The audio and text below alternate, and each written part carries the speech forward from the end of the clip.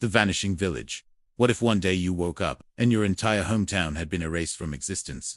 A cold mist curled around the narrow road as Daniel drove back from work, the night swallowing his headlights.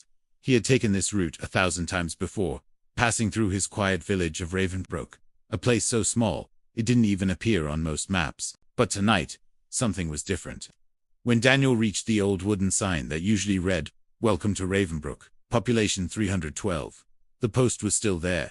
Only this time, the sign was blank. He slowed the car, his brows furrowed. Maybe kids had painted over it, or maybe weather had stripped the letters away. But as he drove further, a much darker truth unfolded.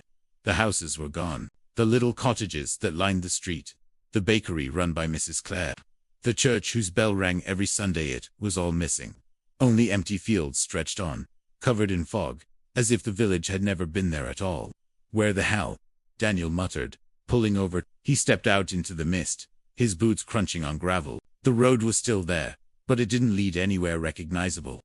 He could smell damp earth, hear the faint rustle of trees, but no voices, no lights, no sound of life, just silence. He called his wife's phone. No signal. He tried again, dead heart pounding. He walked further down what should have been Maple Street. But instead of rows of homes, there was only forest. Thick, twisted trees that seemed older than time itself. And yet, he could swear he saw movement in the fog. Shadows. Hello. Daniel's voice echoed unnaturally, as though the mist itself was mocking him. Then he heard it. A child's laughter, high-pitched, playful, but wrong. The sound circled him, coming from everywhere and nowhere at once. He spun, flashlight trembling in his hand, before spotting something ahead, a lamppost. A single iron lamppost, glowing faintly in the fog. It was the only familiar thing left. He walked toward it, desperate for anything real. That's when he noticed something carved into the base. Words, etched deep into the metal. "We never left." Daniel staggered back, his throat dry. Suddenly, the mist parted, and he saw them. The people of Ravensbrook, but they weren't alive. Their skin was pale, almost translucent, eyes hollow and glowing faintly.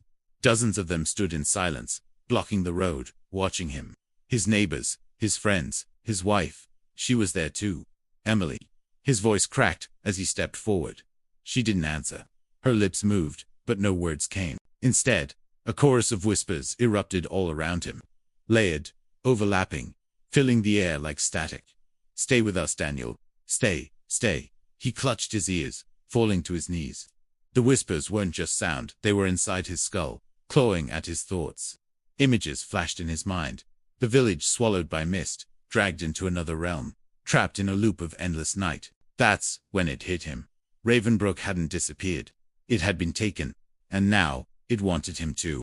The figures stepped closer, their bodies flickering like broken projections. His wife reached out her hand, her face twisted between love and hunger.